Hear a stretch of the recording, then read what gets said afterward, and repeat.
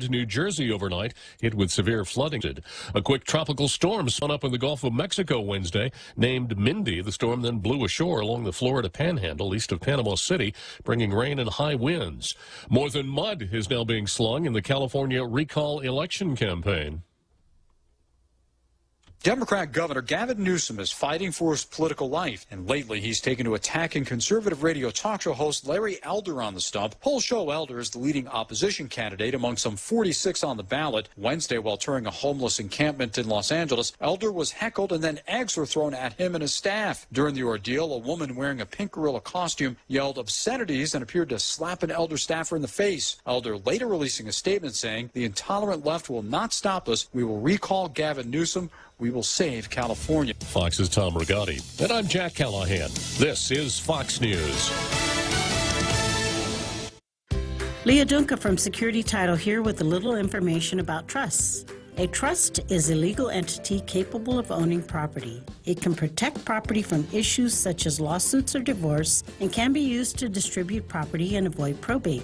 Many trusts start as revocable but become irrevocable when the initial trustees die. Work with your estate planning attorney to see if a trust is a good fit for your family property. Call the professionals at Security Title. We are here to help. When's the last time you looked at your homeowner's insurance? A homeowner's policy protects much more than just your house. It also protects you against claims from someone being hurt on your property. If a visitor is injured at your place, how much are you covered for? The smart thing to do is get the answer today. That's the Insurance Extra Point. Get out there and make something good happen today by calling Guahan Insurance Services at 475-1162 or visit us at the Camacho Landmark Center in Tamuning. Everyone has a busy schedule these days, and sometimes we forget to schedule our routine dental checkup and cleaning. Don't neglect your dental health. Schedule one today with Dr. Robert Yang and his Smile Team, conveniently located at the East West Business Center on Marine Drive, Upper Tumon. Call us today at 647-8702 or 3. Again, that's 647-8702 or 647-8703. We make smiles happen. Welcome to Tall Tales with Bob Klitzkie, the only show on talk radio where common sense is a lot more common. Phone lines are now open at 888-TALK. That's 888-8255. And now, The Point proudly brings you Tall Tales with Senator Bob Klitzkie. A well-regulated militia being necessary to the security of a free state, the right of the people to keep and bear arms shall not be infringed. Yeah, that's what I say every day, and I'm going to keep on saying. I'm going to say it tomorrow. I'll be saying it on Saturday and Sunday, but you just won't be hearing it because I'll be at home at 4 o'clock, 1600. No matter what I'm doing, I'm going to stop and recite the Second Amendment. Maybe something that you tailgaters might want to adopt also. Okay, so we've got the Daily News here in Zemi Ikotny.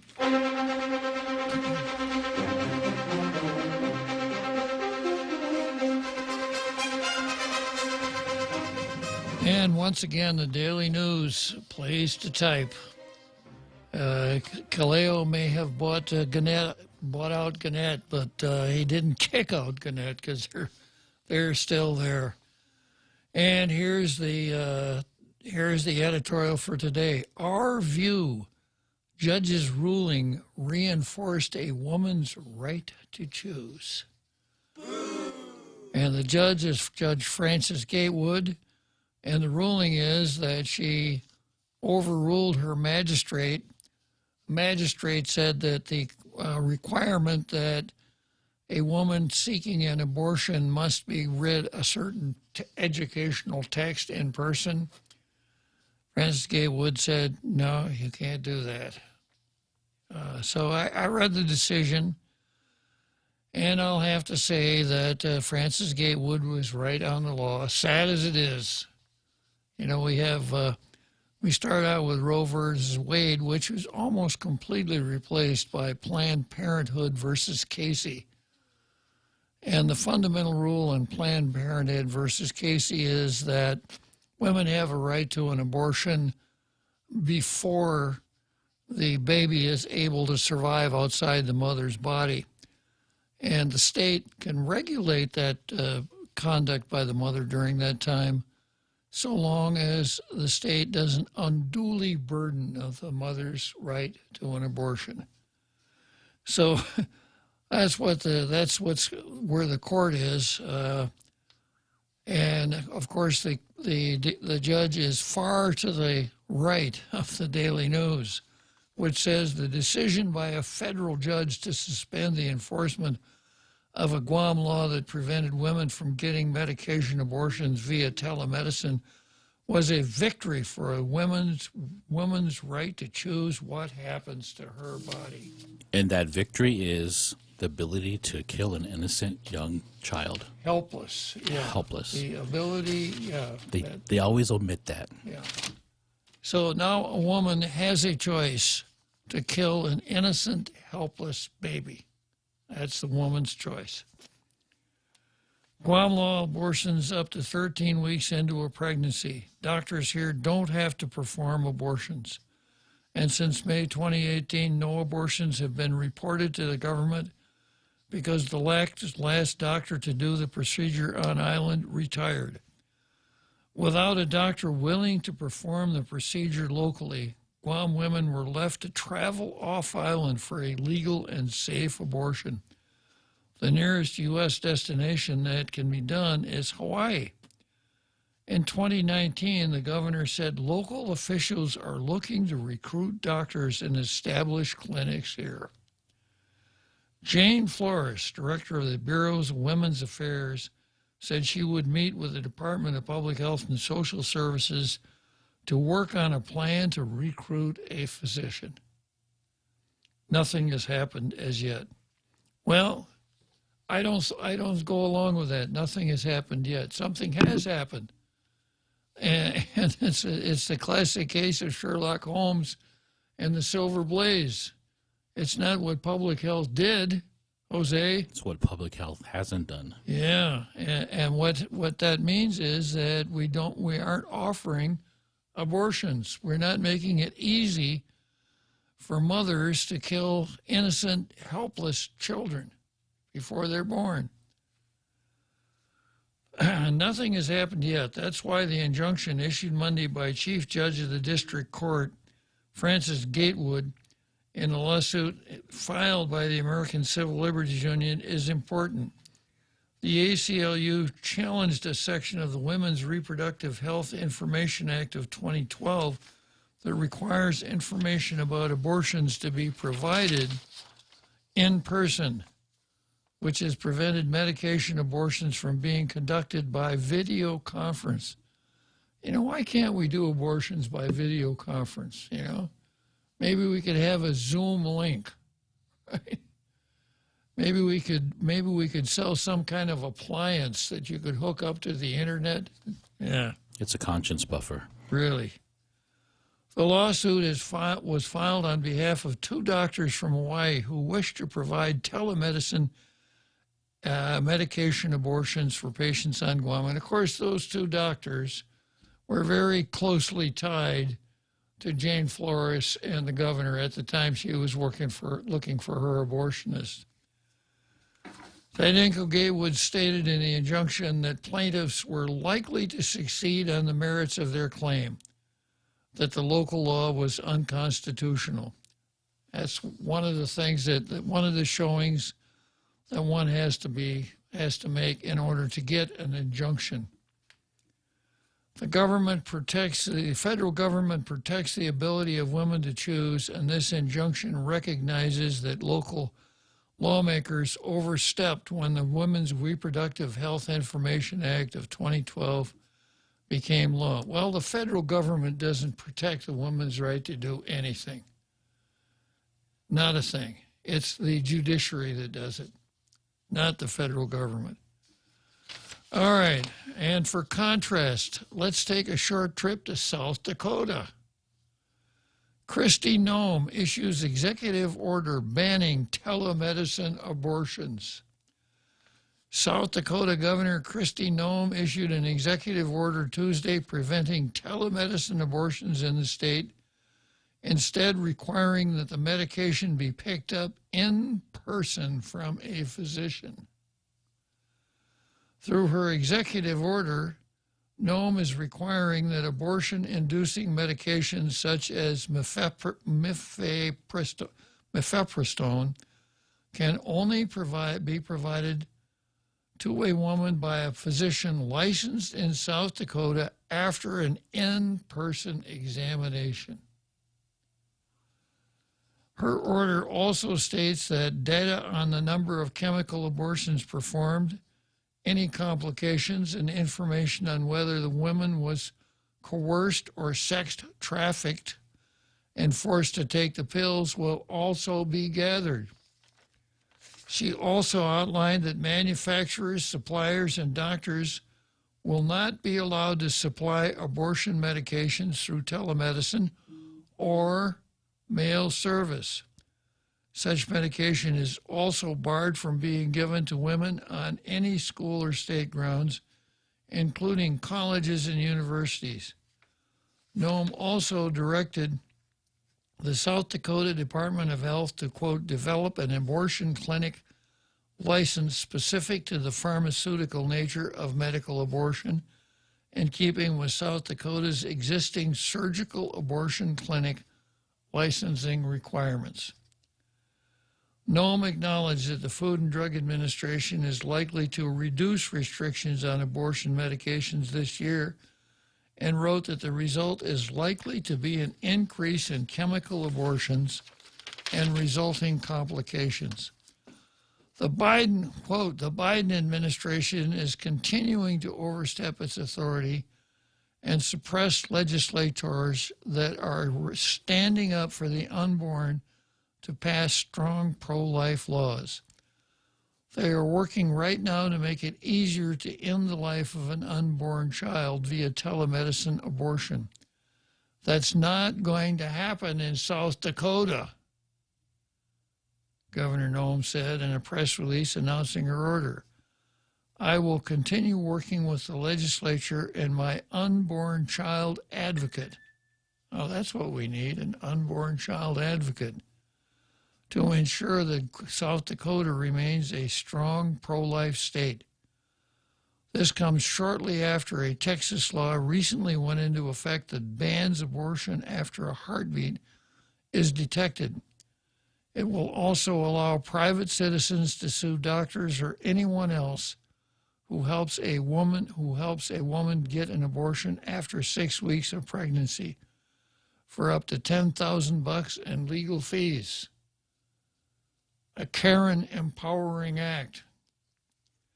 President Joe Biden called the Texas law un-American, because we all know that real Americanism means killing innocent, helpless people. Well, U.S. Attorney General Merrick Garland assured abortion seekers that the Department of Justice would protect them amid its efforts to protect access to the procedure. Okay, I don't think he knows what the word protect means. I don't think so either. Now, how he's going to protect women that want to have an abortion. And every time we talk about this, I always reach for my great pronouncements, where Steve told us that I have no information, even from the get-go, that there was a cover-up in this crash. That's Jerry Kitchen.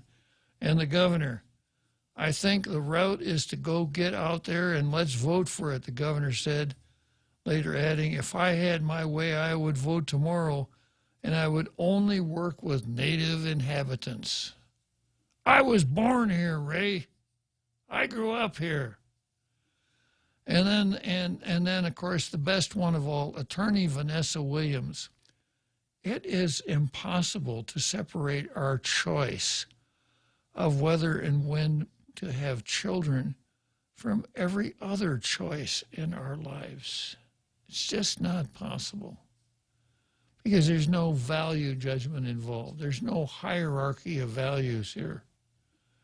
There's nothing that said that no matter what else it is, I got to put the life of that helpless, innocent child inside my body. I've got to put that first.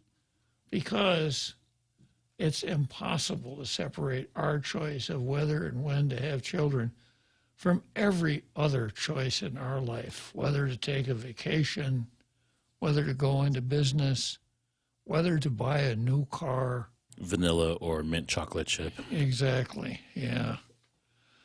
Okay, so before I go to the post, I'm going to see who I got in the green room today. And I've got Andy. Wants to talk about abortion. So it's Andy, not Andy. Okay. Good afternoon, Andy. I'm sorry. I left an entry that I did with the local diocesan office, and they put it in their diocesan paper about abortion, and I think I left one at your office. I don't know if you had seen it or not. I don't think so, Andy. No. Okay. Well, I dropped it off there, and just to let you know what I felt about it. And one of the reasons that I even did this was I had a very close friend of mine whose daughter, became impregnated, and I knew her since she was knee-high to a grasshopper. But she said, Uncle Andy, what do I do? And,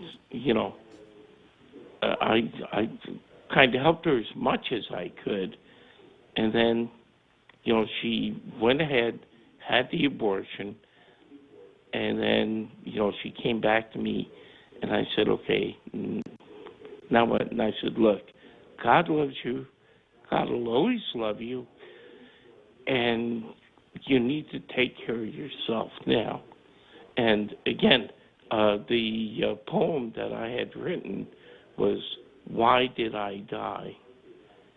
And if you just kind of look around, I think you'll find it in there. But anyway, that's the way I felt about it.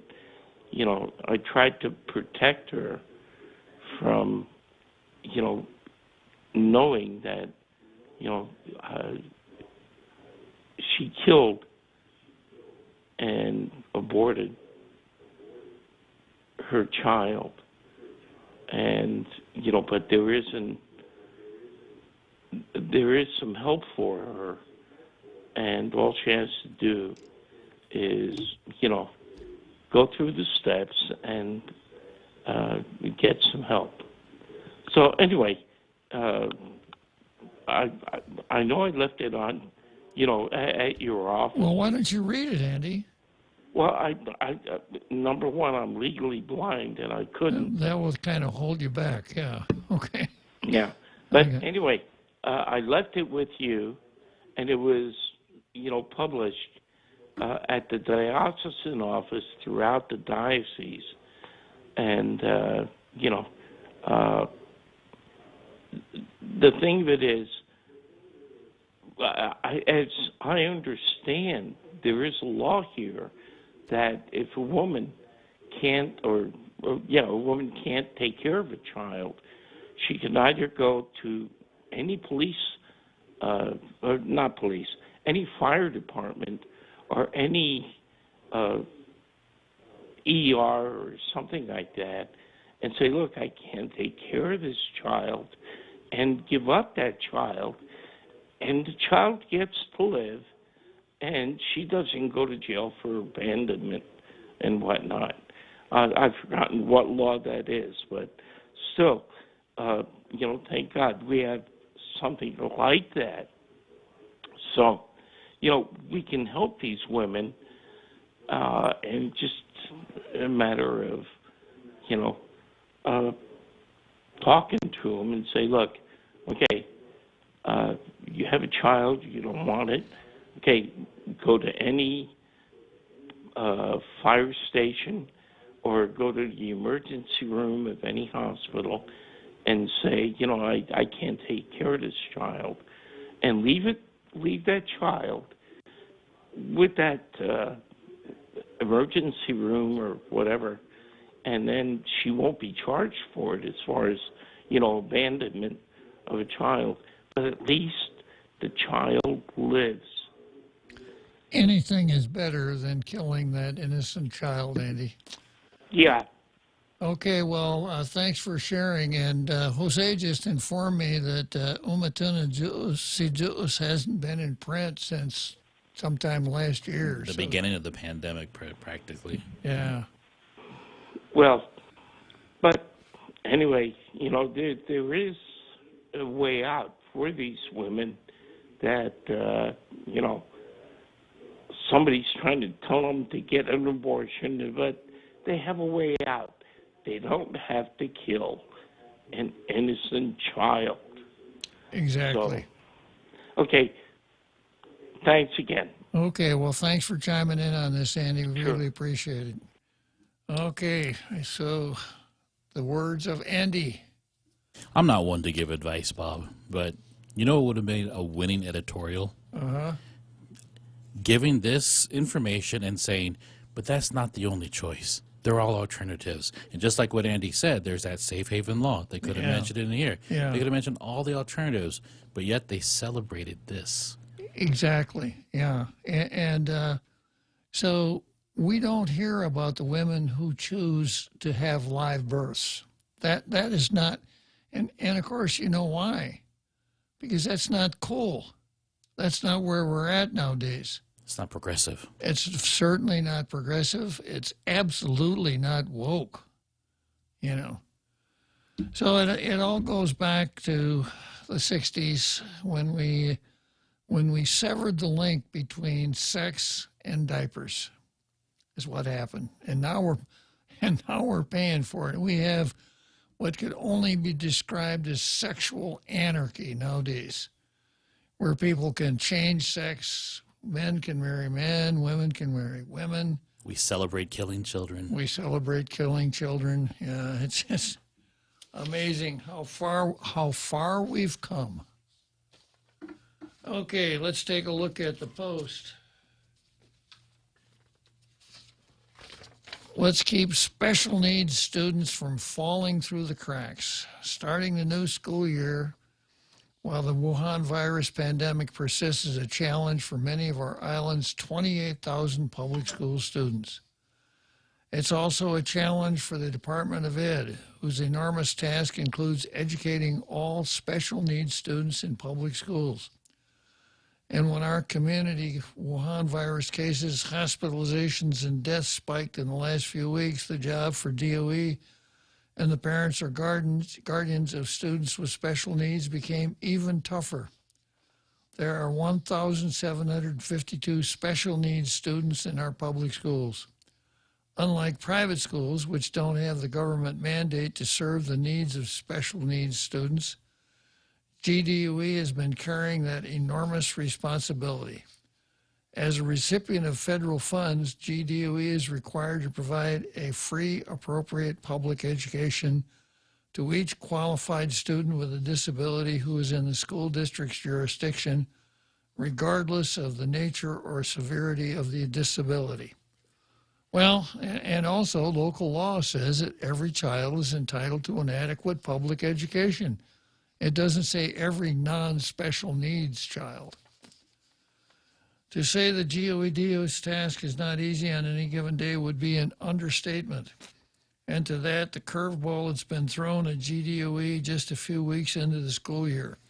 With the community-wide spike in Wuhan virus cases, 28,000 public school students abruptly paused face-to-face learning and shifted to learning via the internet from a home or a community learning center.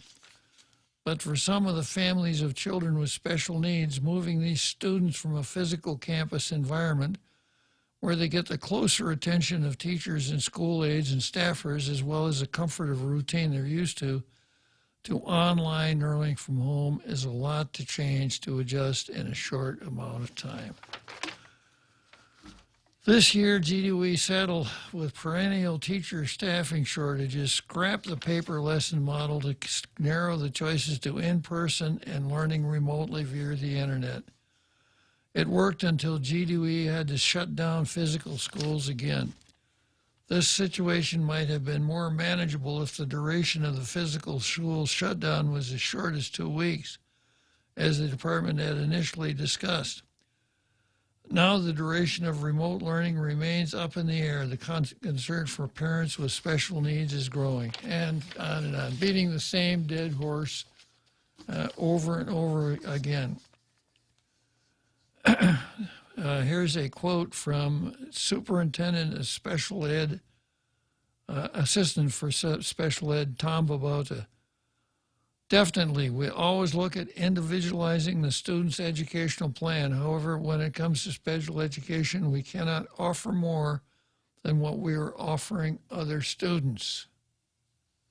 There must be a way to provide students with resources they need to catch up.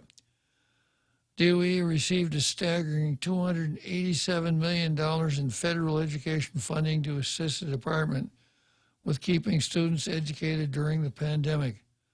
With that kind of cash, there must be a way to provide hard copy materials to 1,752 special needs students.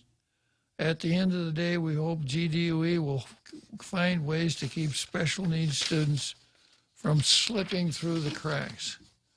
The solutions and execution will not happen overnight, but bringing up the challenges and possible solutions for more public discourse could help GDOE find the right balance between meeting its mandates and the reality of funding availability or priorities. Okay, so I've got, it's not, is it Bista Mendiola or Bistra Mendiola? I think it's Bistra Mendiola, Tony. Jose. So good afternoon, Bistra. You've made quite a name for yourself since your debut on Tall Tales, haven't you? Oh, well, I'm not seeking any name. I just wanted to speak for, myself, that I disagree with things, and that is all. Okay. Why I'm calling today is, we're talking about this Texas law, but I do have a great concern with this particular law because it kind of makes me think that future legislative lawmakers may get this in their textbook as a way to kind of enable citizen policing. Uh-huh. If I can, point it like it's such. Good term. Yeah, because doesn't it kind of remind us of our current situation on Guam? To me, it does resemble, in a sense, it does definitely seem similar because, we're checking IDs at the door and we're enabled by the governor to do so. So pretty much exactly the same thing is going on in Texas, where the citizens are basically acting as agents of state, in my mind. Uh-huh. So what I'm concerned is if this practice will continue. I hope not. Well, it's not something that is brand new. We have laws like that here already, mm-hmm. and I'm going to use the word teeth. Mm-hmm. Oftentimes, the legislature enacts a law, and the public says, well, it's a great law, but there are no teeth. Mm-hmm. And I'm going to be talking about one of those laws in a few minutes when I get to the open government law. Mm-hmm. Because recent amendments to the open government law say that if a meeting is held that doesn't comply with the agenda requirements of the open government law, any action taken at the meeting is void, which means that any citizen disappointed by what the board or commission did can bring suit and void that particular action. Mm-hmm, mm-hmm. And our usual approach is when we have a government agency that doesn't work right, we create another government agency to enforce the law on the government agency that's not working. And this goes on and on and on, and it turns into a circle. Yes, just because we need more government, right? we need less government. So I'm generally in favor of giving the public a role rather than the government if possible. And of course, with the Texas law, since it isn't state action and no state officials are involved, it makes it much more difficult for Planned Parenthood to go out and get an injunction, because injunctions only don't lay against laws, they lie against public officials.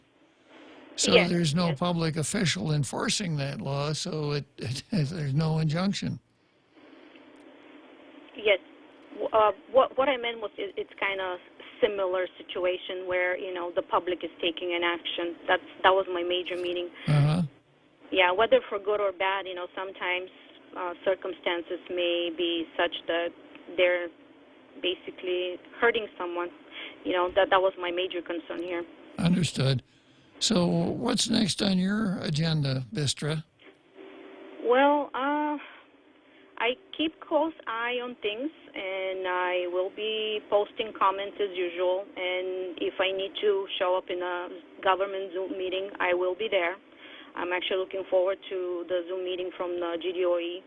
I heard that there will be one this Saturday, so I will be basically paying attention and, as usually, voicing opinions. Well, that's good, and that's what we hope for from our citizens. You're a good citizen, Bistra. Take an active role, speak up, tell it like it is. If everyone did that, things would work a whole lot better. So you're a good model. Thanks for calling. Yes, I hope so, and, you know, it's my civic duty. I'm happy to do it. Okay, thanks for calling, Bistra. Thank you. Thank you.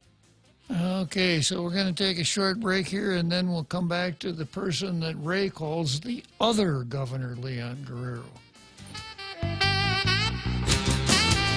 The Extra Point with Jerry Roberts of Guam Training. Hi, I'm Jerry Roberts, and every day on The Ray Gibson Show, I get to comment on the incredibly diverse, fun, challenging, sometimes frustrating, often exciting, but always interesting world of work. I hope you'll be there with us. You can find daily transcripts of The Extra Point at guamtraining.com. Tune in every weekday morning at 7:20 for The Extra Point with Jerry Roberts. Brought to you by Guahan Insurance Services and First Hawaiian Bank on 93.3 The Point. There's so much that's new with the Eat Fresh, Refresh at Subway restaurants that we can't possibly fit it all into one radio spot, but I'm gonna try. There are amazing new toppings like hickory smoked bacon, bacon and smashed avocado. Try your favorite sub on the new breads like the hearty multigrain wheat or the artisan Italian white bread. Not to mention Subway's thicker, juicier steak. That's all I have time for. You gotta refresh to be fresh. Only at Subway. Now, more Tall Tales with Bob Klitzkie. Spitting truth like watermelon seeds at a summer picnic. Call now, 888-TALK, 888-8255. Okay, so here we go. We've got the other Governor Leon Guerrero. And when I finish with that, we're going to have Bob versus Jose for a moment. As Jose has posted a comment according to Azure. Let me get to the right post here. The Texas law is flawed, great intention but broken. So Jose and I are going to have a little chat about that. Okay, so we got the other Governor Leon Guerrero. Good afternoon, Governor. Good afternoon, Judge and Senator. Yeah, the reason I'm calling today is because the last couple of days I have gotten phone calls and emails from people who did something devastating to the political establishment. I mean, if more people did this, not only would the emergency order be over, but we would see our politicians actually doing things that benefit the people of Guam. But we need more people to do this very simple act. And that is, for those of you who have been laid off by this economy and idled by this governor and now sitting home babysitting, pick up the phone, call Guam Election Commission to verify you are registered to vote.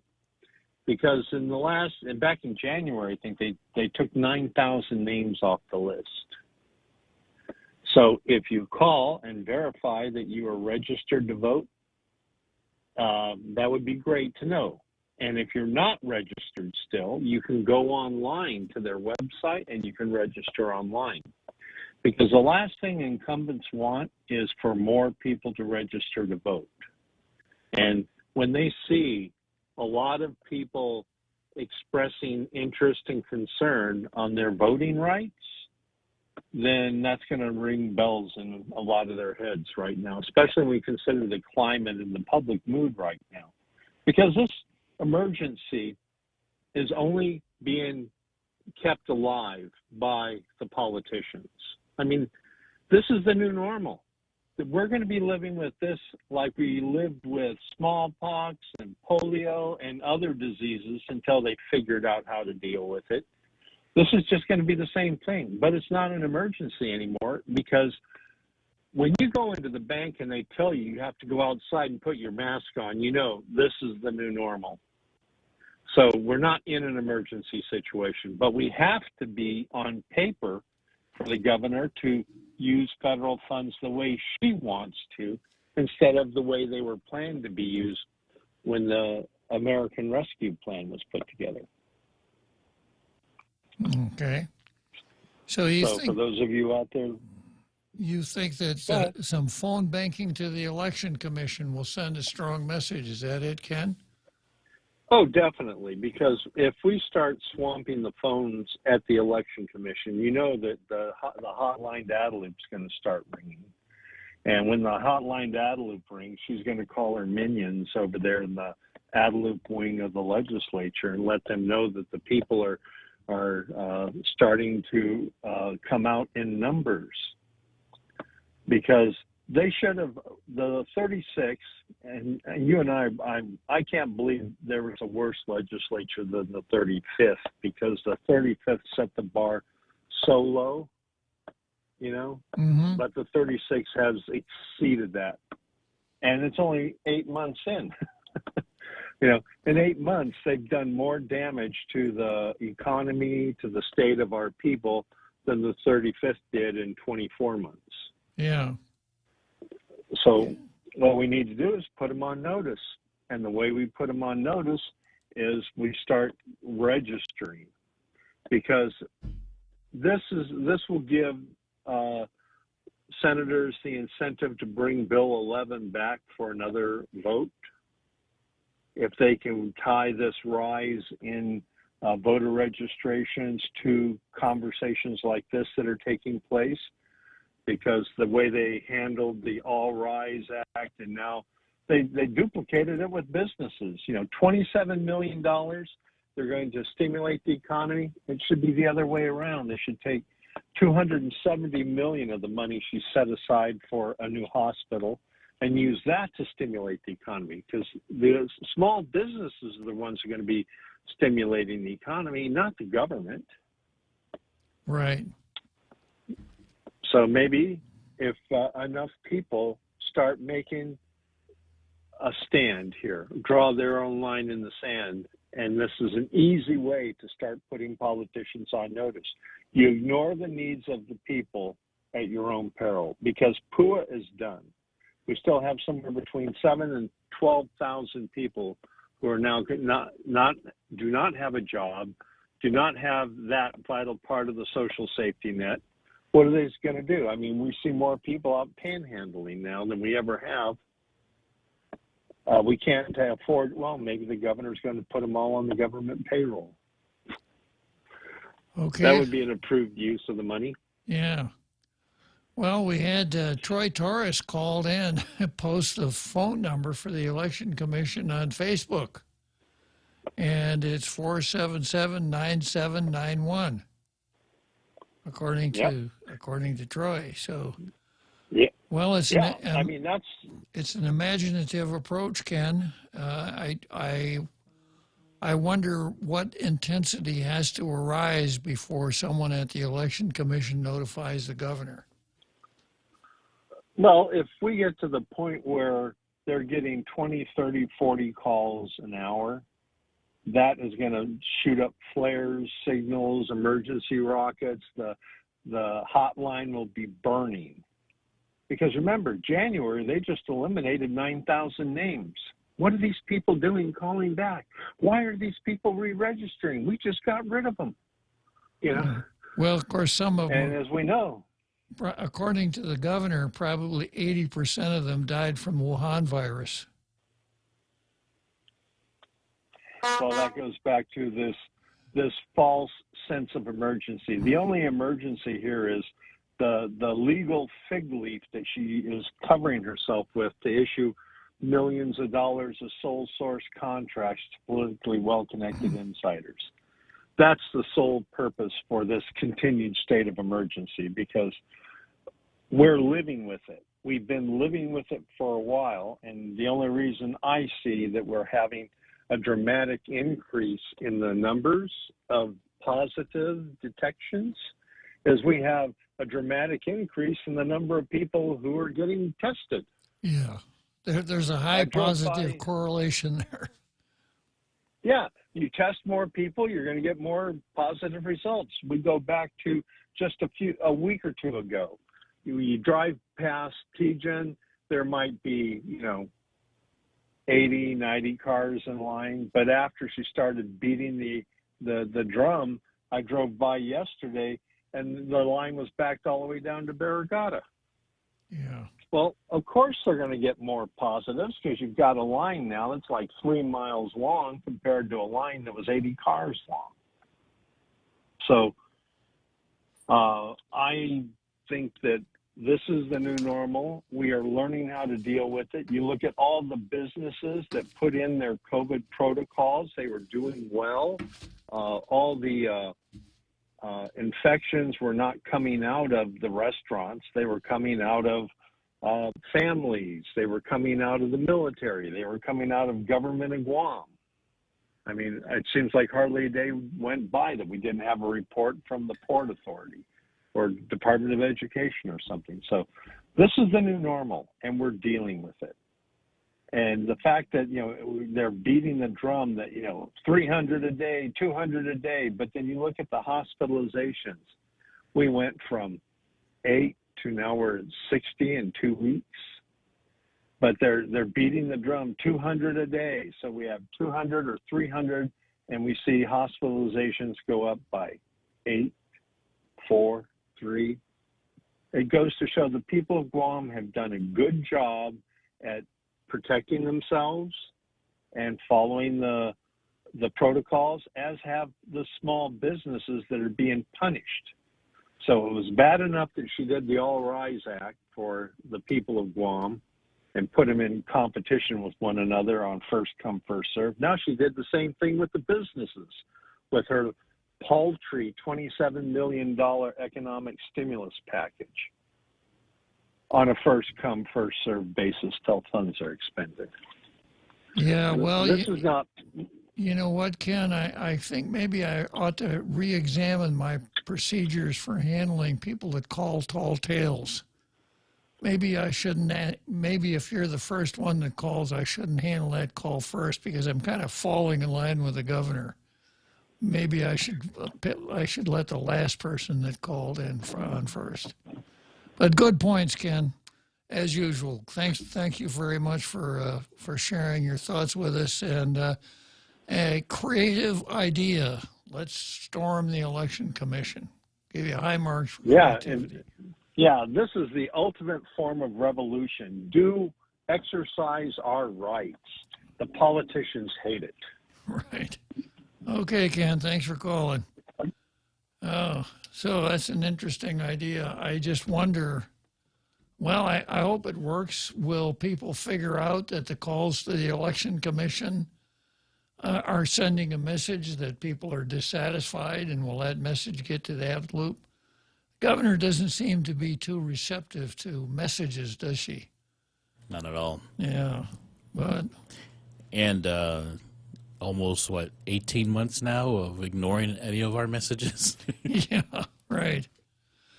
Okay, we'll take a short break, and then we'll come back to Bob versus Jose, or Jose versus Bob. Mescla, mescla, read all about it. Check out Mescla Chamorro Fusion Bistro in Tucumán for lunch. Serving up some savory seafood specials such as spicy garlic shrimp, candied salmon, or better yet, the local favorite, snapper or shrimp escabeche. Available only during lunch hours. Make sure to come down and try these tasty specials and more. Call 969-2652 for more info or to make a reservation. Located at the Grand Plaza Hotel in Tucumán, Mescla Chamorro Fusion Bistro. A true taste of Guam. Here at Guam Auto Spot, we have the best selection in Buick, GMC, Mitsubishi, and used cars. Like the 2021 Mitsubishi Mirage. As low as $127 per paycheck, 0 down. Or this 2021 Buick Encore. As low as $237 per paycheck, 0 down for 72 months. Call 478-AUTO to schedule a test drive or get pre-approved online at guamautospot.com.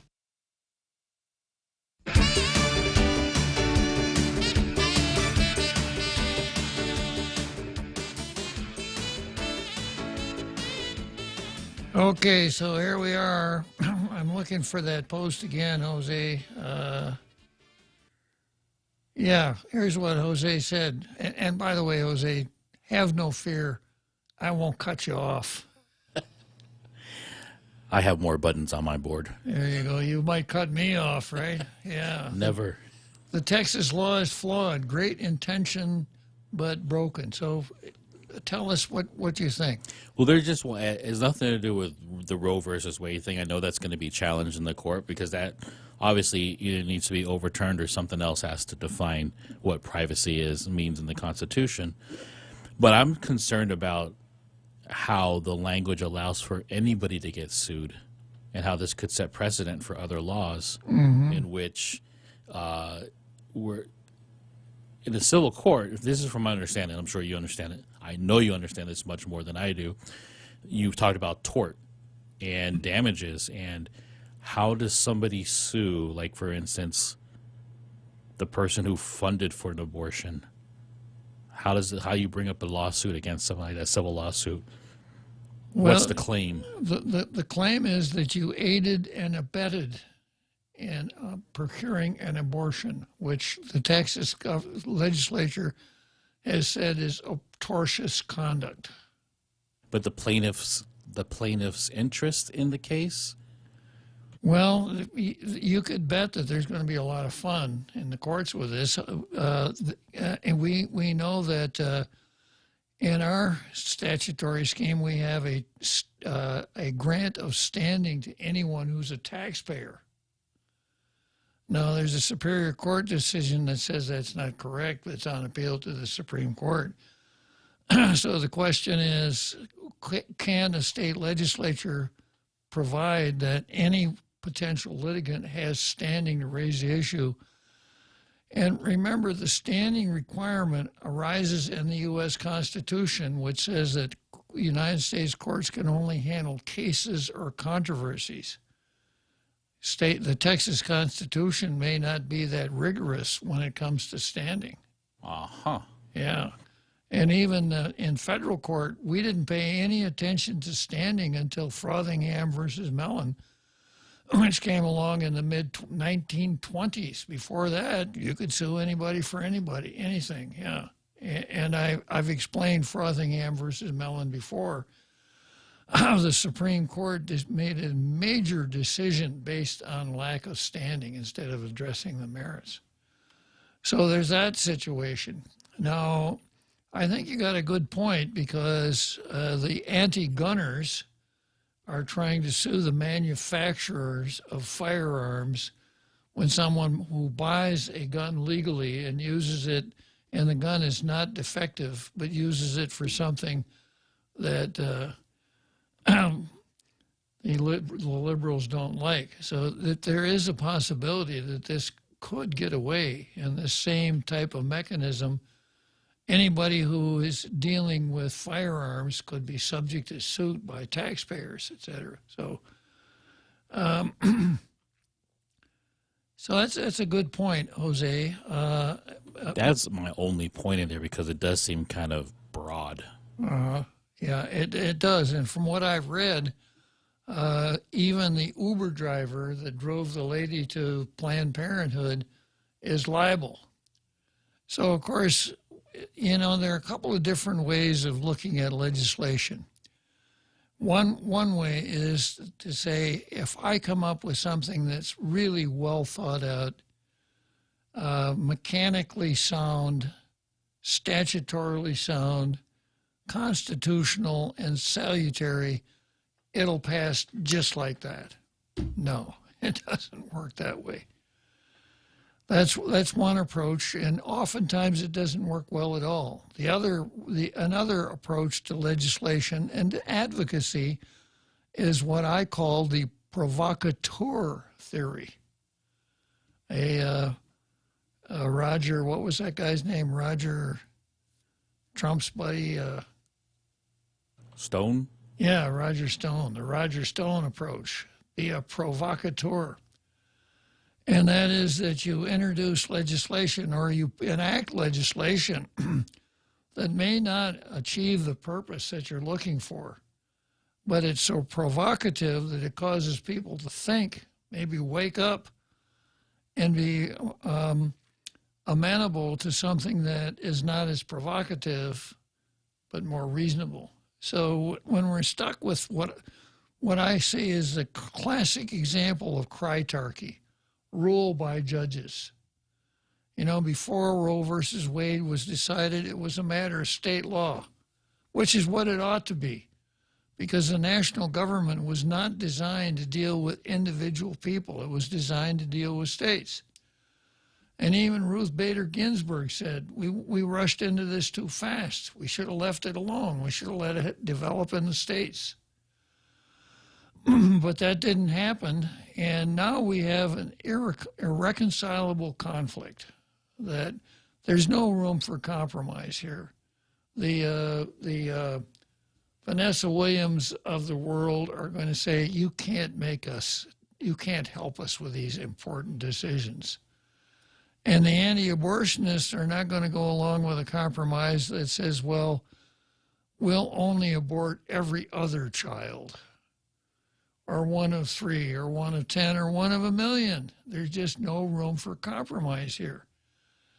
And that's the nature of the judicial process. People go to court, there's a winner and there's a loser, and that's it. The legislature is much more able to come up with something that looks like a consensus. And the definition of a consensus is that nobody gets what he wants, but everybody gets what he can live with. And we aren't going to be able to do that so long as we've got a Roe and Planned Parenthood on the books. So this whole Texas exercise is not this reasonable, well-thought-out legislation that we were talking about.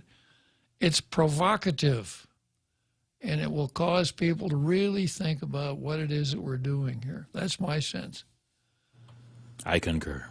Well, a good call, Jose. All right, we got about 3 more minutes till the big halftime show. Can I add one more thing to this discussion? You certainly may. I find this very interesting, and this is not to add fire to the Texas law, but it's a very Catholic law in the sense that, as a Catholic, the sin of abortion doesn't just extend to the mother. It extends to the practitioner. Mm-hmm. It extends to the person who drove them there. Yeah. And it extends to the person who provided the funds.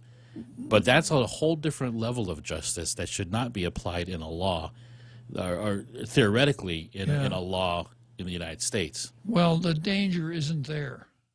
The slippery slope is not present.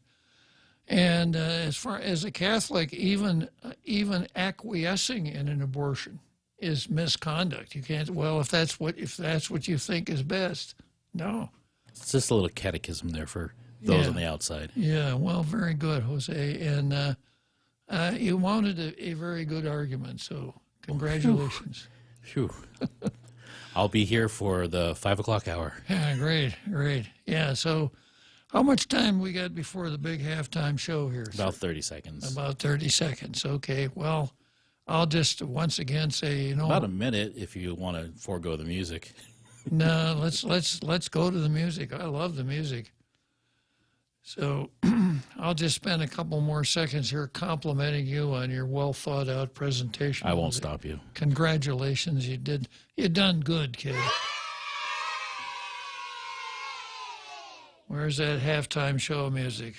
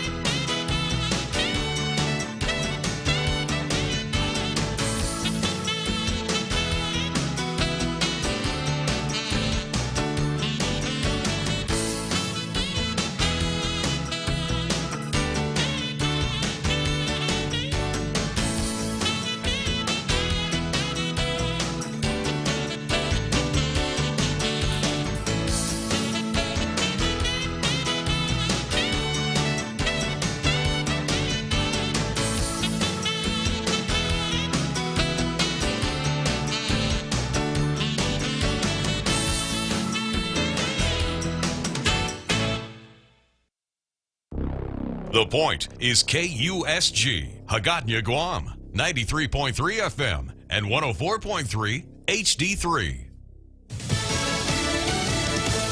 Let them fly. I'm Jack Callahan, Fox News. Reuters reports the Taliban has agreed to let chartered flights carrying Americans and other foreign nationals to leave Afghanistan sometime today. They quote an anonymous source within the Biden administration. Earlier, White House Press Secretary Jen Psaki told reporters, "We are continuing to press the Taliban, the Secretary of State is, to do more to abide by allowing American citizens, individuals with who are legal permanent residents, and individuals with proper documentation to depart the country." Former President Trump says it seems like the current administration doesn't know what they're doing with the withdrawal from Afghanistan. He told Fox's Greg Gutfeld he warned the Taliban he'd be tough on them. They understood what I said, and there was no way they were going to do anything to us. We could have taken our time. We could have taken a year, 2 years. Mr. Trump said the country has never been more unsafe. President Biden plans to speak to the nation late this afternoon to lay out a revised coronavirus strategy. What they're calling their new COVID measures to usher in their idea of new normal here in America. Sources tell our company that there'll actually be a great deal of discussion about the virus and its impact on children. Fox's Kevin Corke, the White House says the president will offer a 6-point plan, including boosting vaccinations. A last-minute stay of execution kept John Ramirez out of the Texas death chamber last night. He was scheduled to be lethally injected for stabbing a store clerk to death, but the U.S. Supreme Court granted a stay of execution. They will consider whether the state's refusal to allow Ramirez's pastor to lay hands on him while he dies is a violation of his religious rights. Having removed a statue of Confederate General Robert E. Lee yesterday, crews in Richmond today will remove a time capsule from the statue's dedication in 1890 and replace it with one including an empty coronavirus vaccine vial, that is, and a Black Lives Matter sticker. America is listening to Fox News.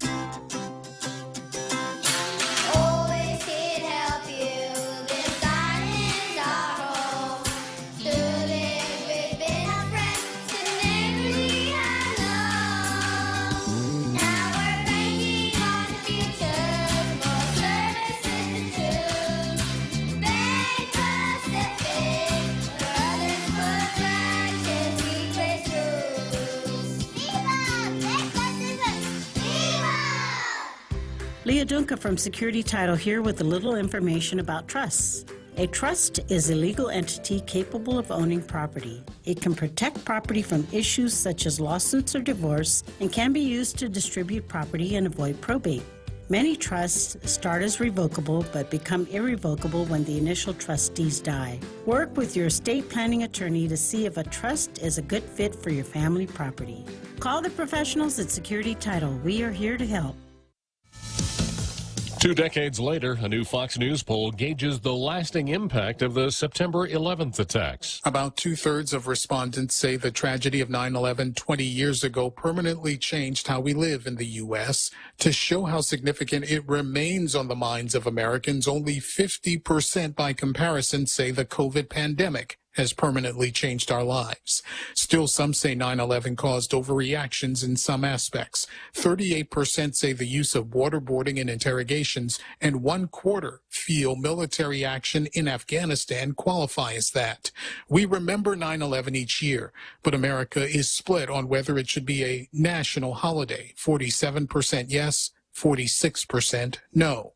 Gernal Scott, Fox News. A new report from the Energy Department says solar energy has the potential to power up to 40% of the nation's electricity within 15 years. That's a tenfold increase over current solar output.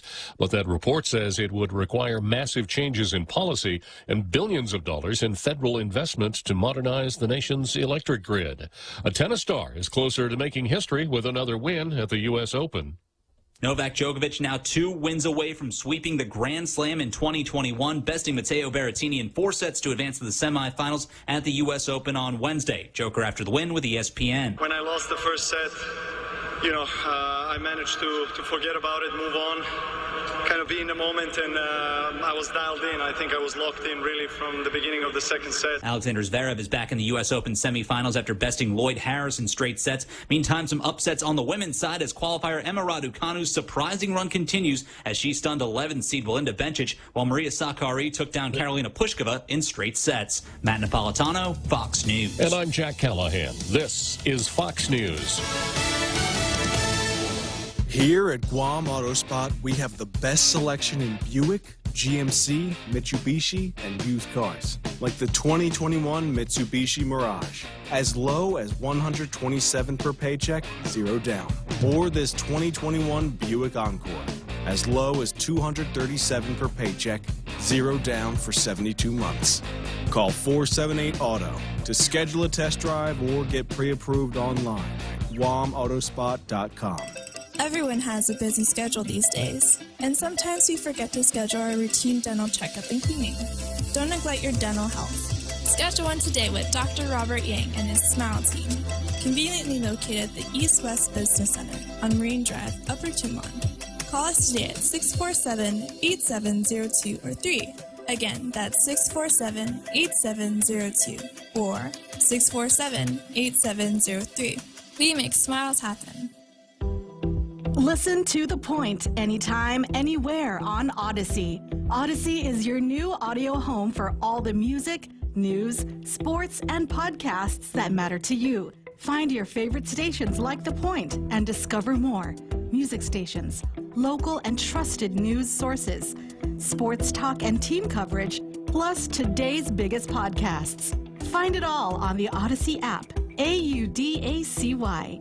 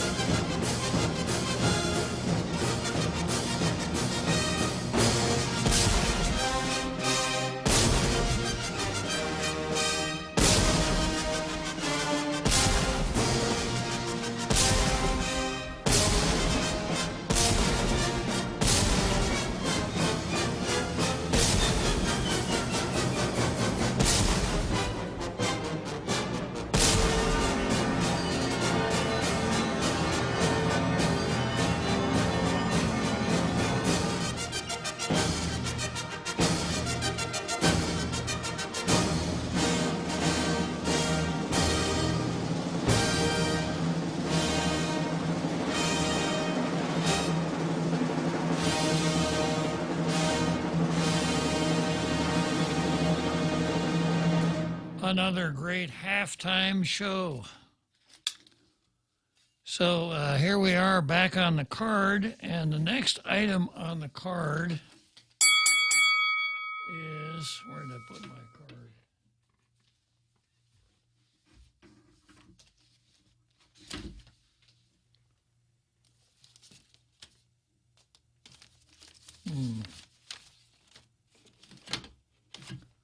Well, I think it's Contractors Licensing Board versus Public Law 36-34. And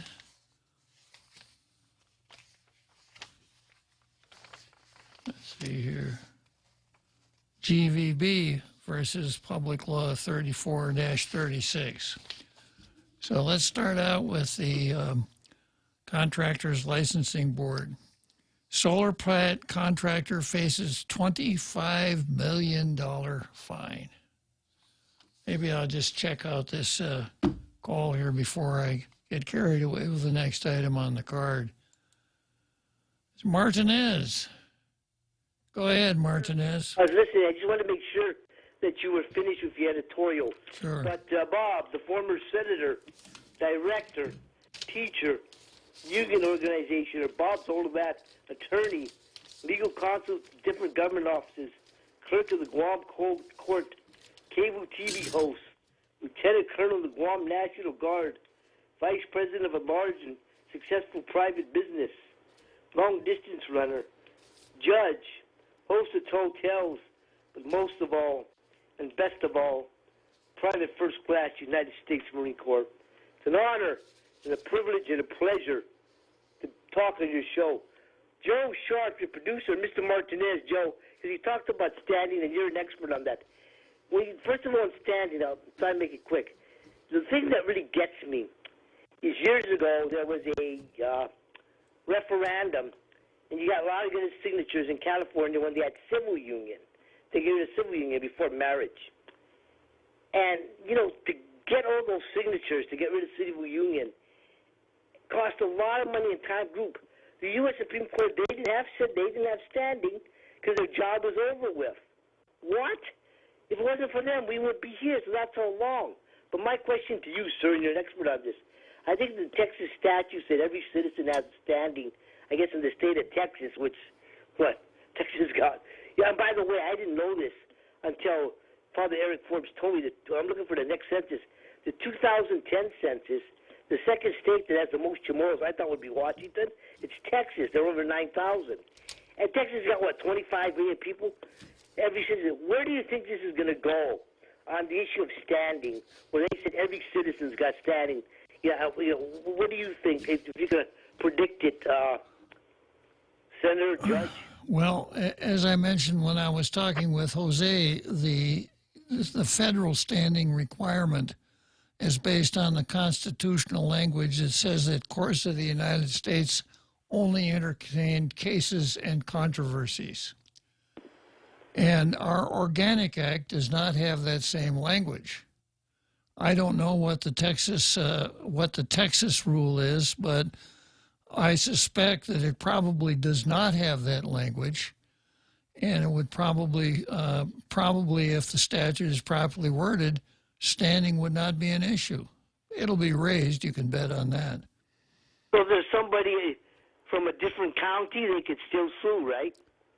Yeah, I haven't really looked at the statute. It could even be somebody from Oklahoma could sue. Oh, no, I think it's got to be in the state. Well, we'll see. Thank you, Judge. All right, Martinez. Thanks for calling. Okay. I'm going to do this next, and then I have a sermon that I should have read at the beginning of the program. But I'm going to do these next here. This is Contractors Licensing Board versus Public Law 36-34. The Licensing Board has voted to issue a fine of about $25.5 million against Samsung ENC America, the contractor for the controversial solar farm project in Manilo, owned by KEPCO Manilo Solar LLC, a subsidiary of South Korea's largest electric company. These are contractors, professionals which are held a higher degree than anybody. Higher temperatures probably make it hard for them to get past the temperature check. We can do recreational now. Really. And the implications and the results of their actions have negatively impacted the people of Guam. I don't think that their actions have negatively affected me. And we have to consider that and make sure that whatever we levy against them is equal, some sort of recourse for remediation to make the people of Guam whole. This is a guy named Matt Cruz. He's He's on the. Wow. That's a mouthful there, Matt Cruz. What are you running for, Matt Cruz?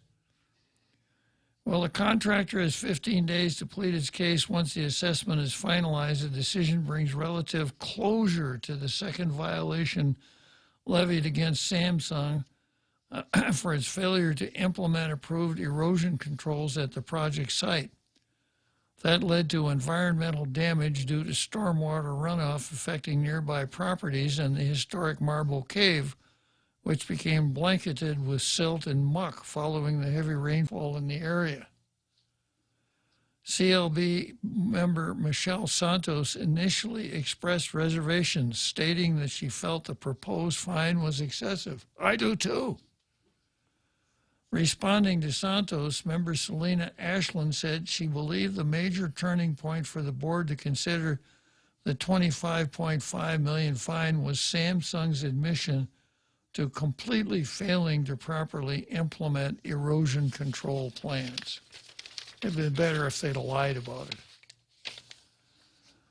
CLB investigator supervisor Nita Bailey stated during her presentation earlier in the meeting that a representative of Samsung admitted that the contractor failed to implement approved erosion and sediment control plans during a meeting with the CLB on August 10.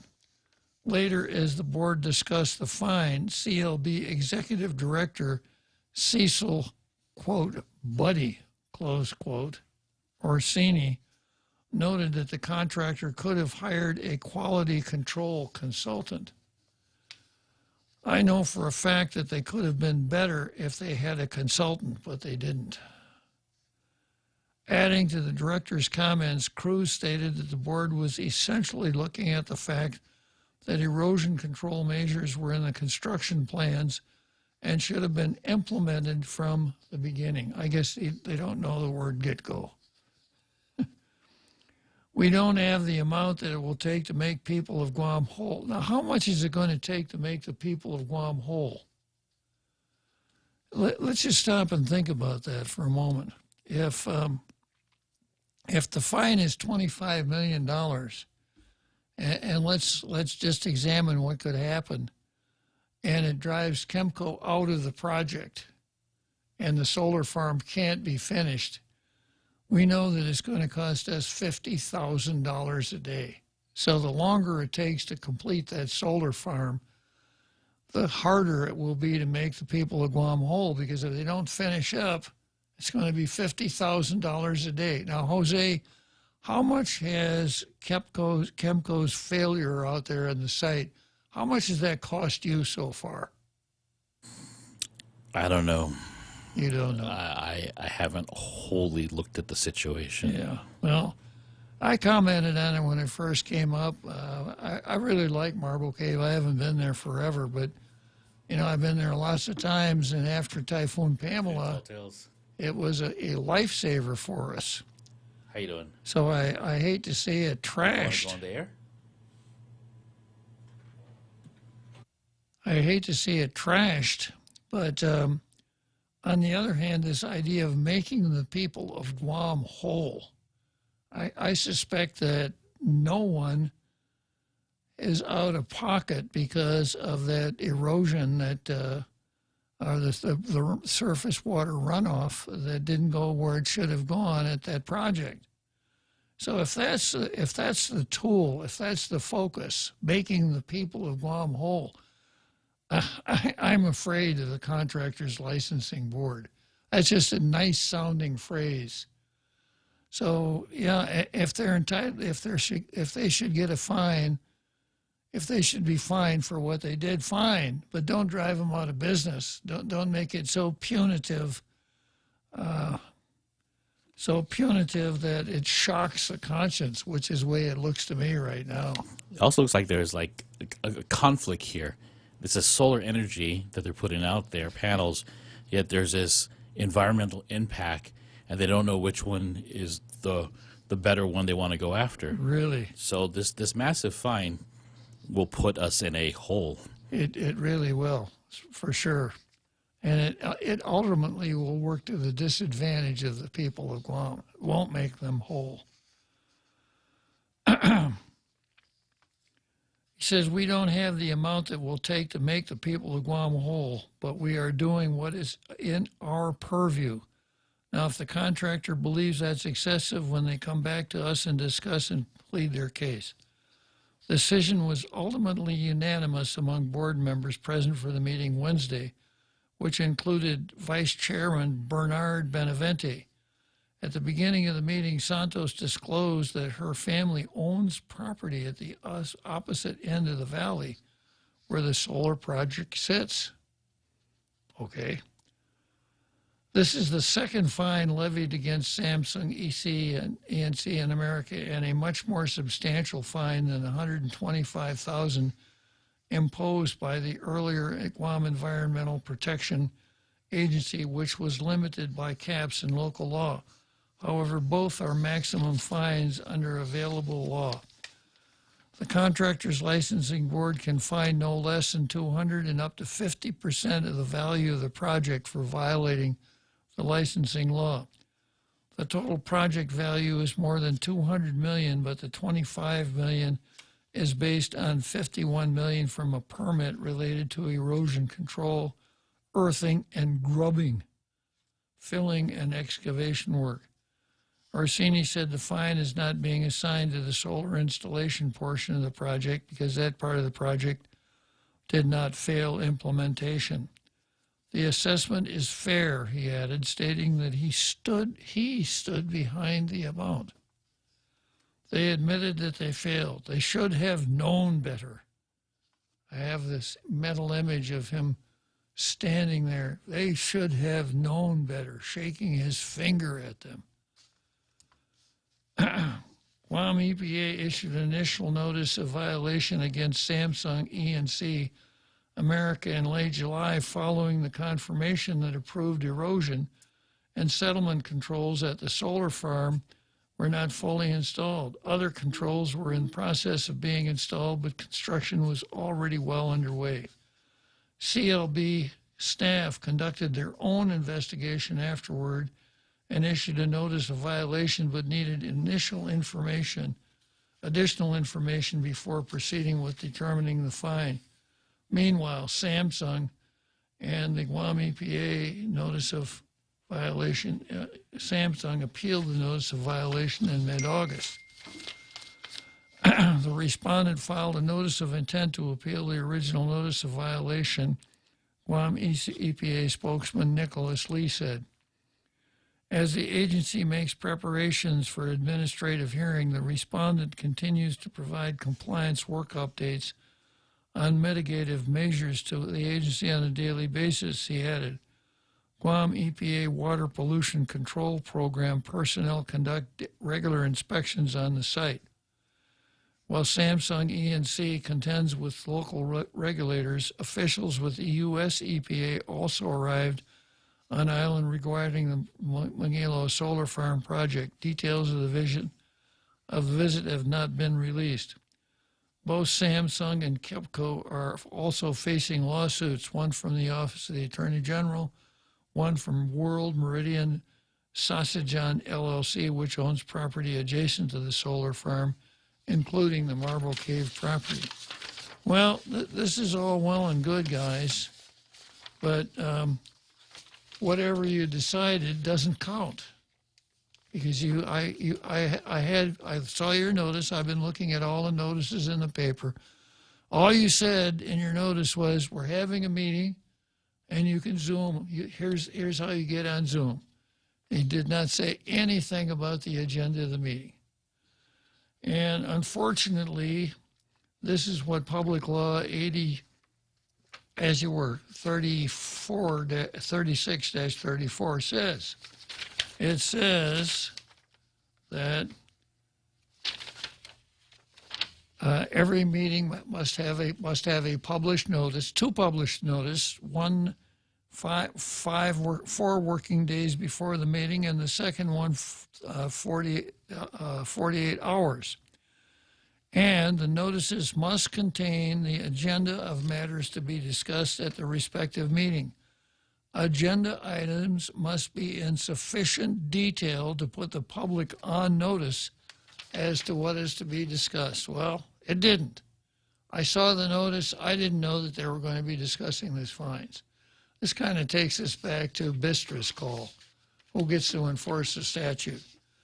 So you didn't properly notice your meeting there. What was that guy's name?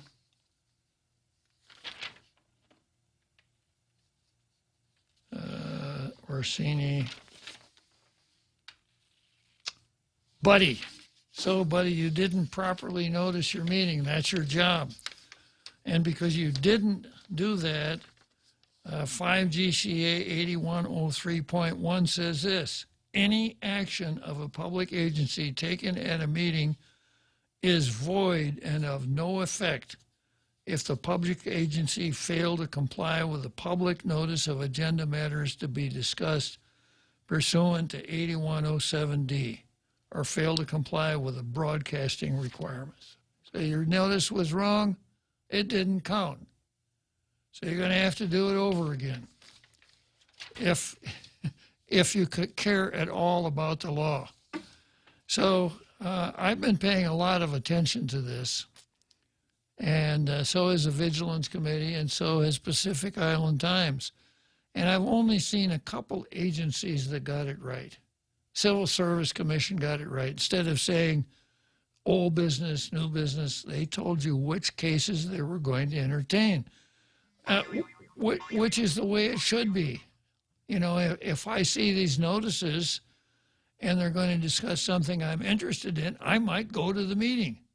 If I don't know, I won't. So the fact that you're holding a meeting is only half the story. Okay, the same thing with, we got the same phenomenon here with the Visitors Bureau. But before I jump into that, I've got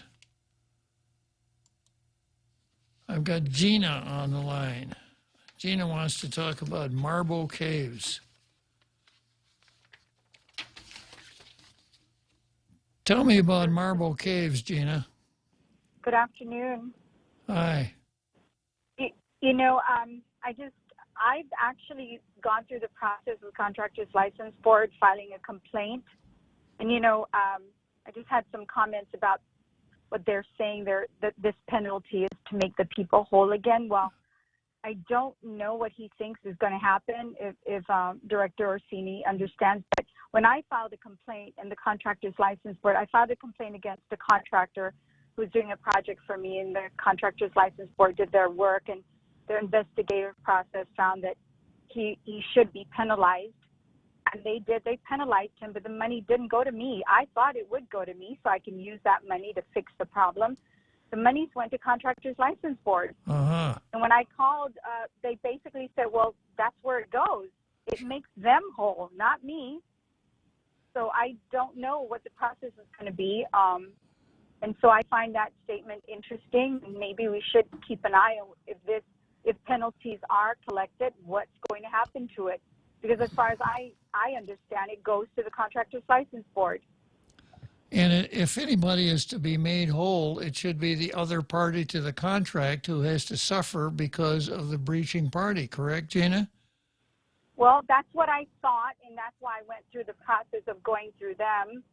But I found out that that's not how it works. Yeah. And so, well, you know, at least the contractor was penalized, but yeah, I thought the monies would go to whoever filed the complaint, but it doesn't. Yeah. So that was just interesting that they're saying that. The other thing is, where have all these Government of Guam agencies been all this time? All this time that Marble Cave, that area, for anybody who's gone down there, driven down that hill, looking out into the beautiful ocean as you drive through the trash and heaps of furniture and refrigerators and toilet bowls and whatever anyone decided to dump along the road as you drive through this area. And then you go to Marble Cave itself to take your family or people visiting, and you have to pick up trash along the way. Where have these agencies been? It might have been good if they had been paying attention from the very beginning and maybe cleaned it up or gone out there or set up something, because, you know, it just recently got cleaned up when Samsung started using the site. And I don't know. I don't think it was the government that cleaned it up, because they weren't around this whole time. So I had just given the credit to Samsung that they didn't want to have their facility down a dump site, so they started cleaning up the roads. So I'm just, you know, I'm glad someone's paying attention, but where were you is my question. Well, I had to deal with the Contractors Licensing Board today, and I have my suspicion is the question, where were they? Out to lunch on a permanent banquet circuit. They really don't have a website that you can find. No phone numbers listed, no email address listed. It just seems like not a very businesslike organization. And then when you have this demagoguery coming from members of the board, we've got to make the people whole, especially in light of your experience, Gina. So thank you very much for sharing that experience with us. You added to Tall Tales today. Thank you.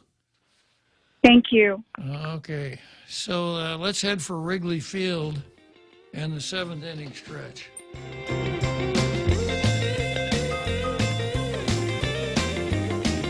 The Extra Point with Jerry Roberts of Guam Training. Hi, I'm Jerry Roberts, and every day on The Ray Gibson Show, I get to comment on the incredibly diverse, fun, challenging, sometimes frustrating, often exciting, but always interesting world of work. I hope you'll be there with us. You can find daily transcripts of The Extra Point at guamtraining.com. Tune in every weekday morning at 7:20 for The Extra Point with Jerry Roberts, brought to you by Guahan Insurance Services and First Hawaiian Bank on 93.3 The Point. Contact Express Financial for all your financial needs. Express Financial is consumer lending at its very best. They also have a host of dealer service programs with quick approvals. There are 3 ways to apply. Over the phone at 637-9834. You may visit their office in person at 600 Harmon Loop Road across the street from Costules. Or you can also visit their webpage and apply at myexpressfinancial.com. In most cases, you'll get your money the same day.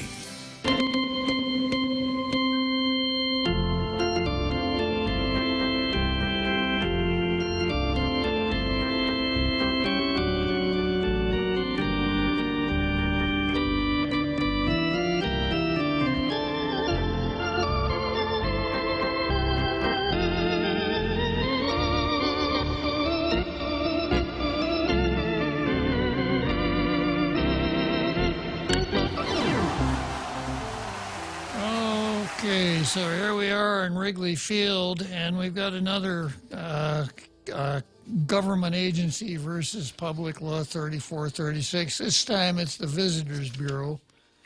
And the Visitors Bureau the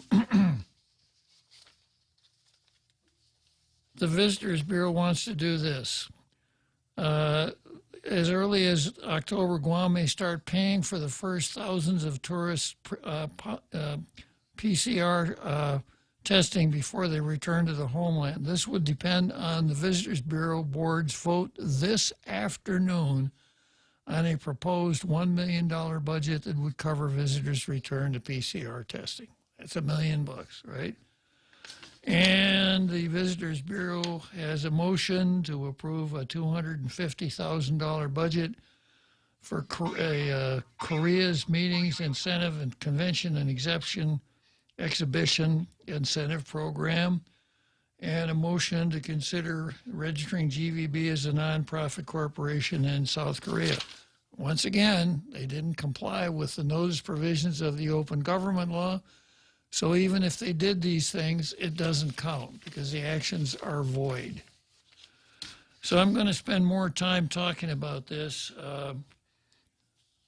today and tomorrow because this is extremely important and no one is paying any attention to it except the Civil Service Commission, the Election Commission sort of, and the CCU almost. Can you imagine Samsung comes out and says to CLB after they enact this fine, you didn't follow the Public Law 3634. Yeah. We go into litigation, and the hole gets even deeper. It does, yeah. Well, and then, of course, it'll be up to the contractor's licensing board to make Samsung whole. That's what's going to happen. Yeah, that guy, Matt Cruz, he has a holistic approach. I'll give him that. All right. I have this sermon here that I want to go into.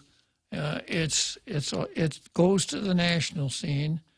It's something that came out in October of 2003, but it foreshadowed exactly where we are today, and it's right on point. So pretend it's 2003. We all know Dick Lamb as the former governor of Colorado. In that context, his thoughts are particularly poignant. Last week, there was an immigration overpopulation conference in Washington, filled to capacity by America's finest minds and leaders. I wasn't there. A brilliant college professor named Victor Hanson Davis. And if you don't know Victor Hanson Davis, you ought to make his acquaintance. He's a really good writer, a good thinker, a good conservative. Do you know him at all, Jose? I heard you mention him a couple weeks ago, but I do not know his work. Yeah, he's right up there with Jonathan Turley as far as I'm concerned. A brilliant college professor named Victor Hanson Davis talked about his latest book, Mexifornia, explaining how immigration, both legal and illegal, was destroying the entire state of California. He said it would march across the country until it destroyed all vestiges of the American dream. Moments later, former Colorado Governor Richard Lamb stood up and gave a stunning speech on how to destroy America. The audience sat spellbound as he described 8 methods for the destruction of the United States. He said, quote, "If you believe that America is too smug and too self-satisfied, too rich, then let's destroy America. It's not that hard to do. No nation in history has survived the ravages of time. Arnold Toynbee observed that all great civilizations rise and fall, and that an autopsy of history would show that all great nations commit suicide. Here's how they do it. First, to destroy America, turn America into a bilingual or multilingual and bicultural country. History shows that no nation can survive the tension, conflict, and antagonism of 2 or more competing languages and cultures. It's a blessing for an individual to be bilingual. However, it's a curse for a society to be bilingual. The historical scholar Seymour Lipset put it this way: the histories of bilingual and bicultural societies that do not assimilate are histories of turmoil, tension, and tragedy. Canada. Canada with Quebec and its Francophiles. Belgium, the Flemish and the Walloons, basically the Dutch and the French. Malaysia, the Chinese and the Malayans. Lebanon, all face crises of national existence in which minorities press for autonomy, if not independence. Pakistan and Cyprus have divided. Nigeria suppressed an ethnic rebellion. France faces difficulties with Basques, Bretons, and Corsicans. Not to mention Catalonians. Lamb went on. Second, to destroy America, invent multiculturalism and encourage immigrants to maintain their culture. I would like to make it an article of belief that all cultures are equal. All cultures are equal. The culture that you would find if you cruise around Manhattan is no different than the culture that you would find if you cruise around the new country of Sudan, same thing. Or Mali, where Timbuktu is located. All cultures are equal. There are no cultural differences. I would make it an article of faith that Black and Hispanic dropout rates are due to prejudice and discrimination by the majority. And this is 2003. Yeah. Foreshadowing. Every other explanation is out of bounds. This guy is saying this in 2003. Boy, did he have a crystal ball or what? Third, we could make the United States a Hispanic Quebec without much effort. The key is to celebrate diversity rather than unity. As Benjamin Schwartz said in the Atlantic Monthly recently, the apparent success of our own multi-ethnic and multicultural experiment might have been achieved not by tolerance, but by hegemony. Without the dominance that once dictated ethnocentrically and what it meant to be an American, we are left with only tolerance and pluralism to hold us together.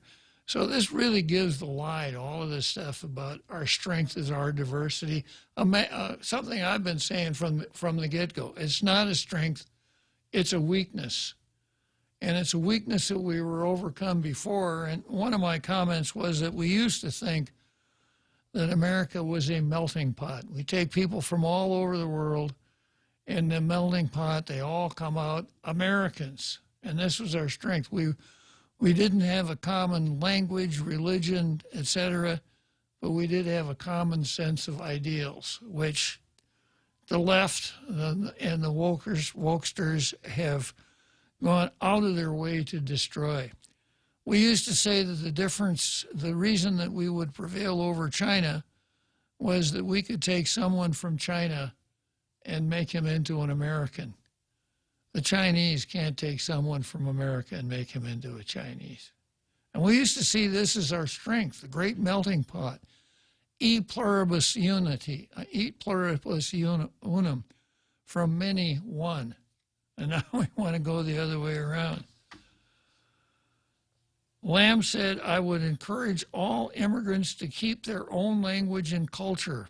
I would replace the melting pot metaphor with a salad bowl metaphor. It's important to ensure that we have various cultural subgroups living in America reinforcing their differences rather than as Americans emphasizing their similarities.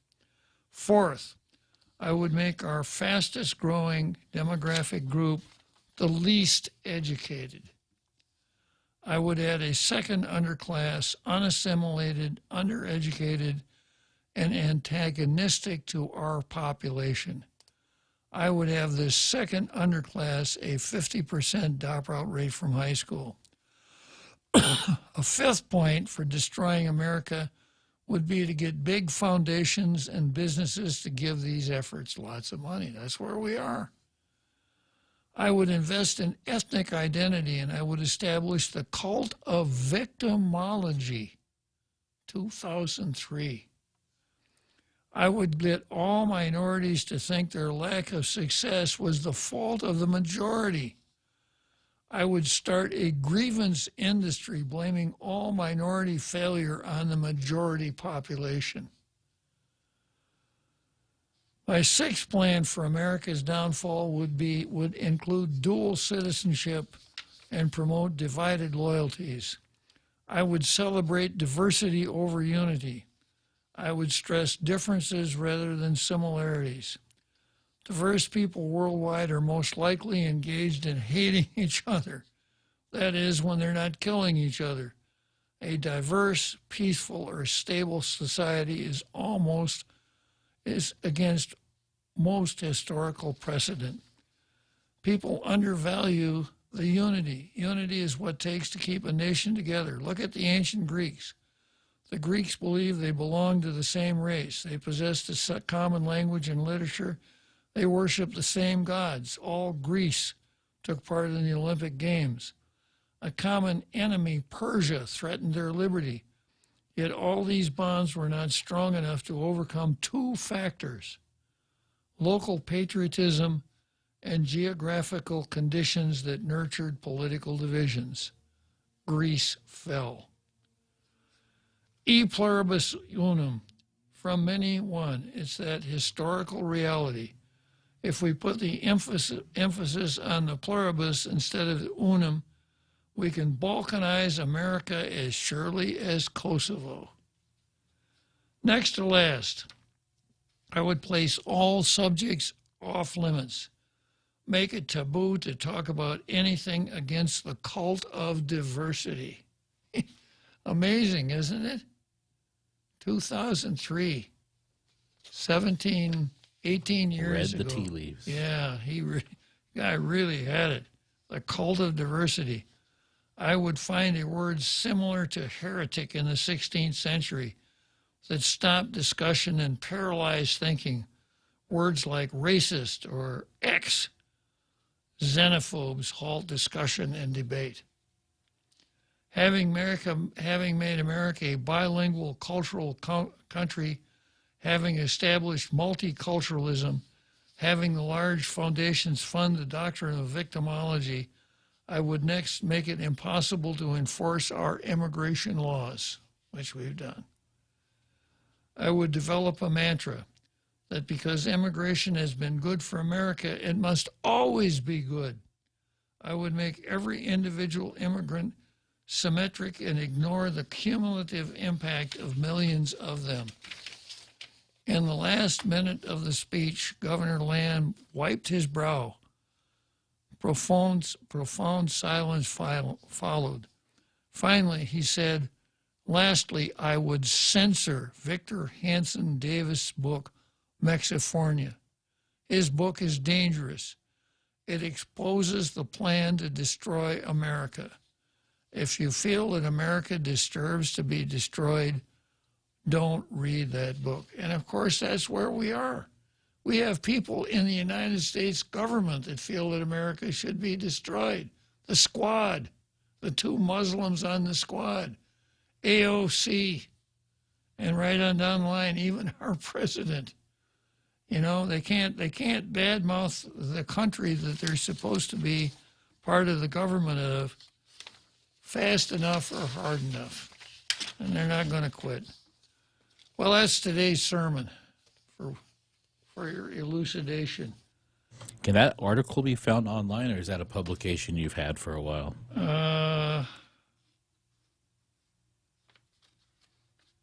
Let's see, where did I get it? I got it. I can forward it to you, Jose. Yeah. Just send me an email so I don't forget. Will do. Yeah.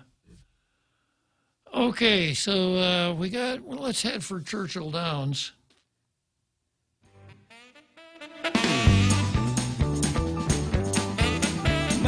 Mescla, read all about it. Check out Mescla Chamorro Fusion Bistro in Tucumán for lunch. Serving up some savory seafood specials such as spicy garlic shrimp, candied salmon, or better yet, the local favorite, snapper or shrimp escabeche. Available only during lunch hours. Make sure to come down and try these tasty specials and more. Call 969-2652 for more info or to make a reservation. Located at the Grand Plaza Hotel in Tucumán, Mescla Chamorro Fusion Bistro. A true taste of Guam.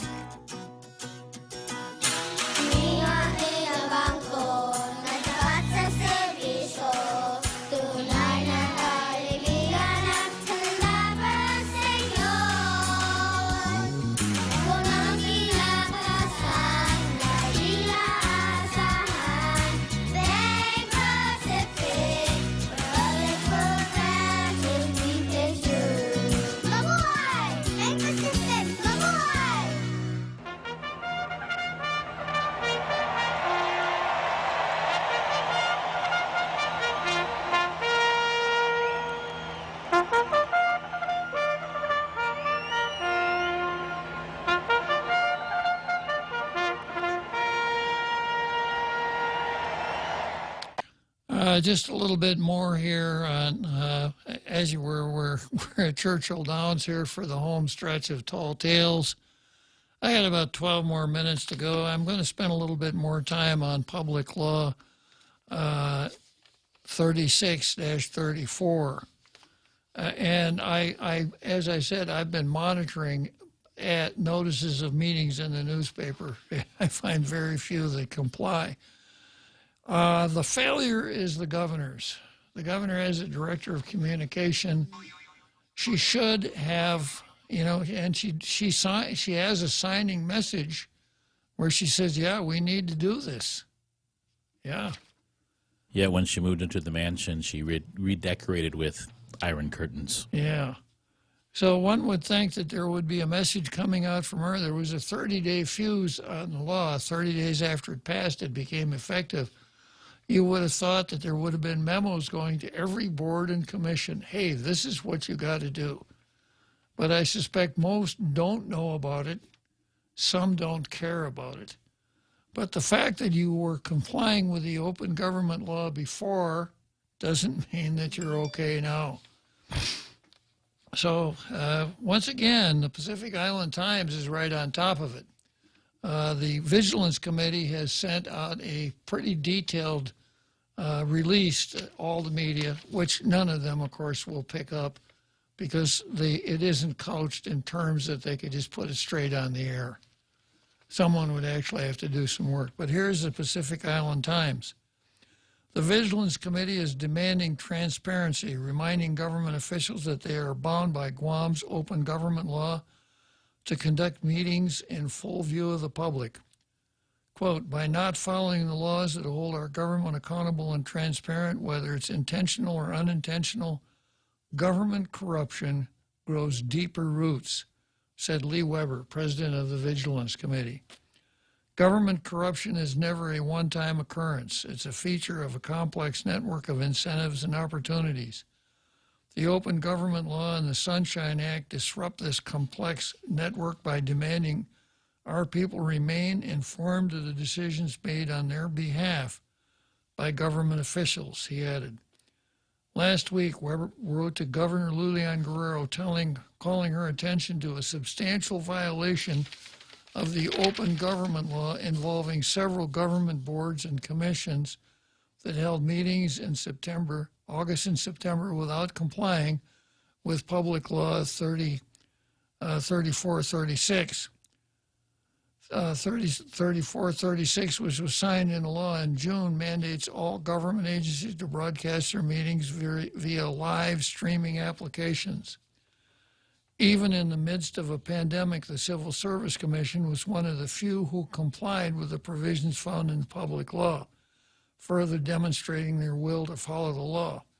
He warned any decision made behind closed doors entails the open government law. The open government law requires publication of sufficient detail of agenda items, non-existent or insufficient information to view the web broadcast of regular and special meetings or compliance, etc., with the ADA.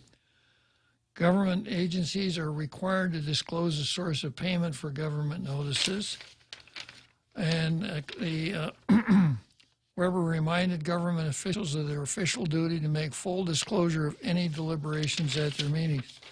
Now, this article publishes a list of agencies that published notices that weren't in compliance.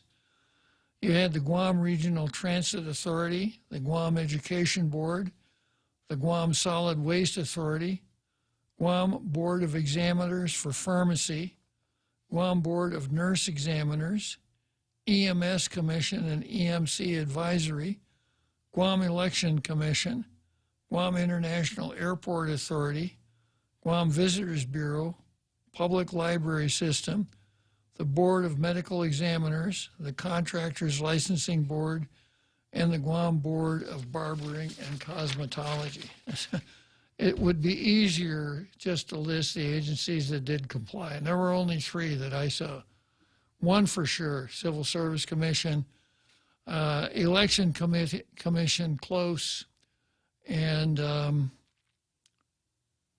what was the other one that I mentioned that was close? The CCU, close, but no cigar. Yeah, you can't say something like a list of items that you're going to discuss, and then say director's report.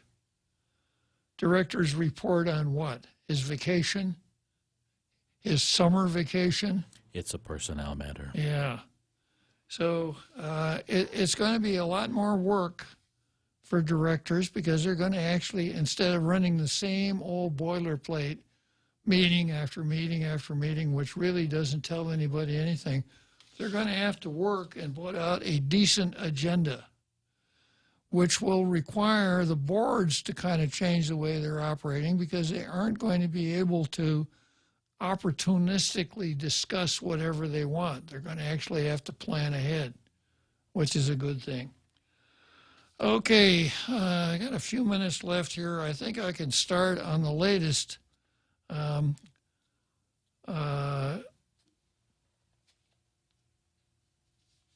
Guam Waterworks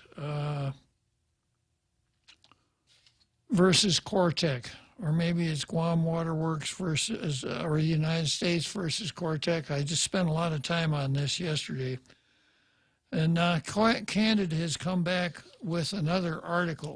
You recall that yesterday we discussed the fact that the Waterworks has built a sewer plant on land that had been condemned by the United States government probably before 1950 and has been returned to the pre-condemnation landowners, not the original landowners, the pre-condemnation owners. And the United States government has filed a statement of interest in a suit between Michael Bora and Cortec. And the United States says the conveyance to the government of Guam says that the land is yours so long as you use it for a public purpose.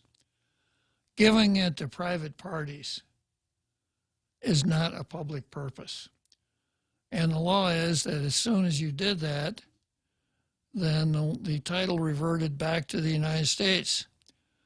So what happened was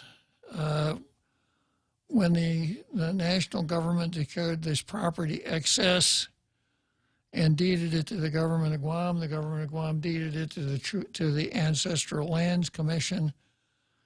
The Ancestral Lands Commission deeded it to some Tauruses, who then deeded it to another company, who then sold it to Cortec.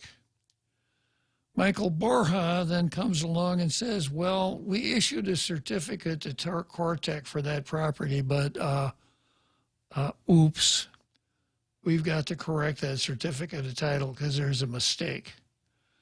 And the law is you correct a certificate of title by getting a court order, something that Michael Borja forgot back during the Wars of Bishop Succession.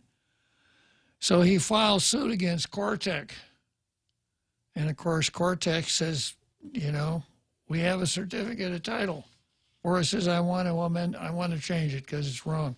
The United States comes along and says, I don't care what you guys decide.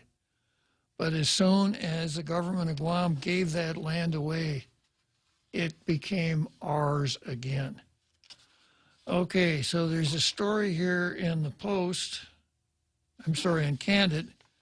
And then I have something else that I worked up with a friend.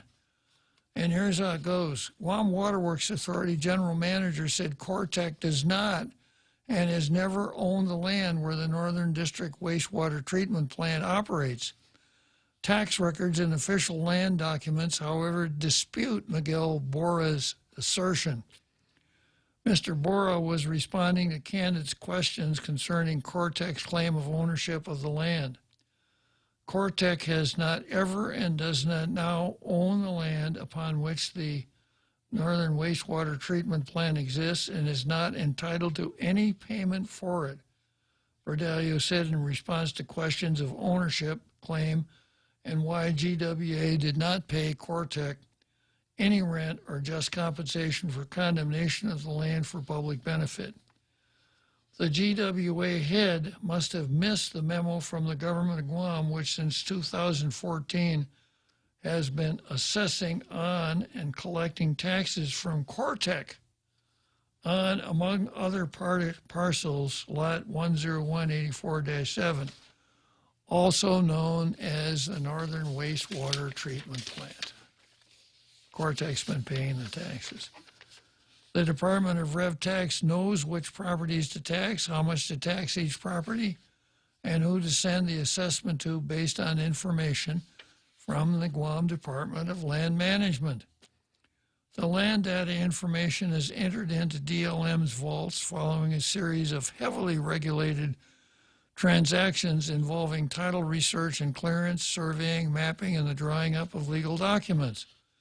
In short, Cortec paid taxes on its property, Lot 10184-7, because DRT assessed the taxes on that parcel to Cortec, because DLM's documents tell DRT that since 2014, Cortec is the owner, and because Cortec bought the property from the previous owner in 2014. I'm going to come back to this tomorrow. It'll probably be the lead story tomorrow because it's really important.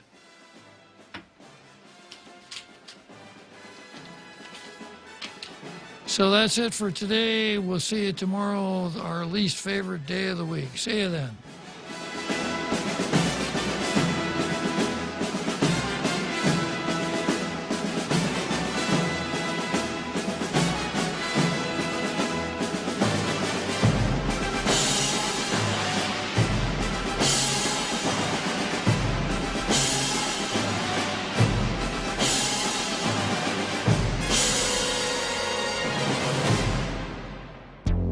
The Point is KUSG, Hagåtña, Guam, 93.3 FM and 104.3 HD3.